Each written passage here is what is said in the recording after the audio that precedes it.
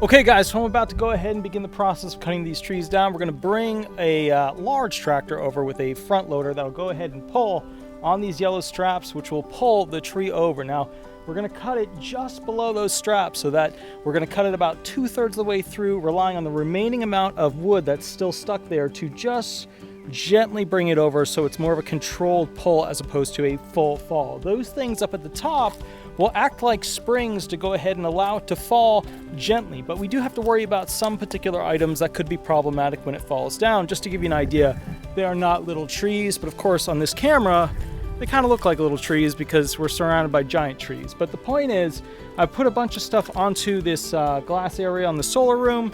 I'm worried about that corner of the roof right there because that obviously can be a huge issue.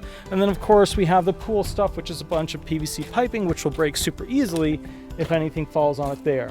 We're gonna pull that tree, the first one, right across the pool area, and we're hoping that basically it will spring down slowly.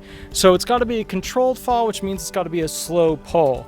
That's the main goal. I'll begin the cut, get the cut rolling, and then hopefully, and you can hear it in the background, the tractor, hopefully we should be good to go. All right, so grab some popcorn.